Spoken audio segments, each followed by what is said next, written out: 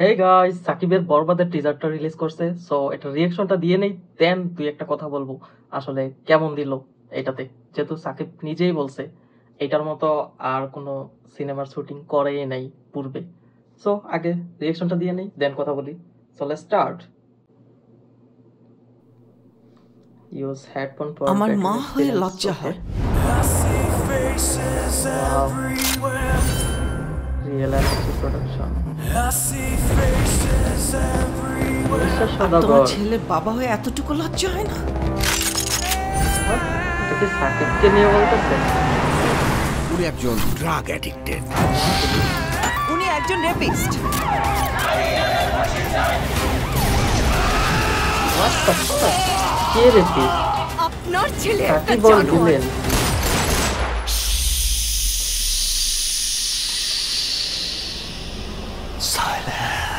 What? It's or cool. এখনই এই অবস্থা, ওর ফিউচার কি? আমি আমার ফিউচার Oh, নিয়ে animal. ভাবি না, রণবীর কাপুর। অতীত নিয়েও ভাবি না। আমি শুধু একটা Look জিনিসই সেই। ভাবি, নিতু শুধুই আমার। ও, ধরতে পারো হচ্ছে অ্যানিমেলের বাপকে নিয়ে আর বরবাদে আমি গার্লফ্রেন্ডকে নিয়ে। দুনিয়া বরবাদ করে দিতে পারি।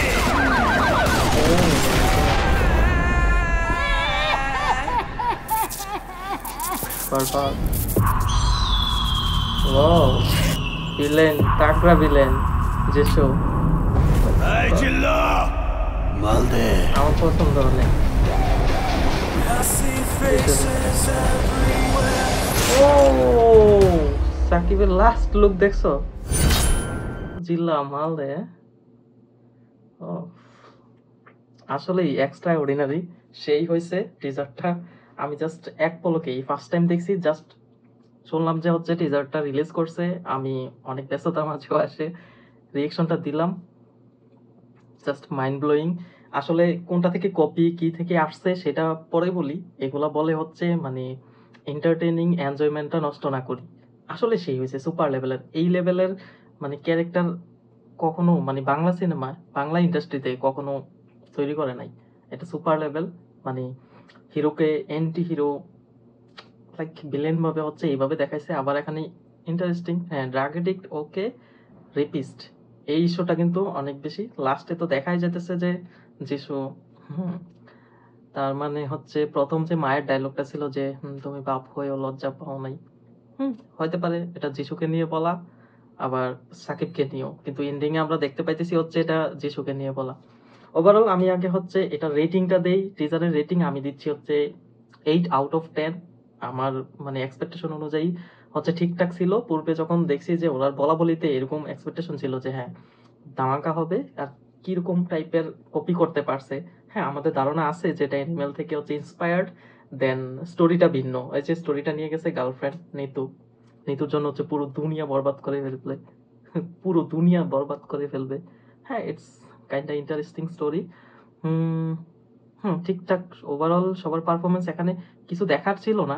সাকিবেরটাই দেখাইছে, আর বাকিটা হচ্ছে ট্রেলারে আসবে। তো টিজারে আমি তেমন একটা ফ্লস পাই নাই, এক পলকেই ফ্লস পাই নাই।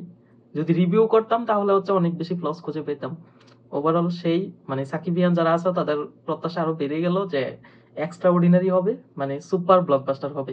আর এটার সাথে তো অন্য আরো দুইটা মুভি আসতেছে, তো সেই জন্য হচ্ছে মানে বেশি ইনকামের জায়গাটা একটু কমে যাবে, কারণ ওই দুইটারও মার্কেট ভ্যালু আছে মোটামুটি।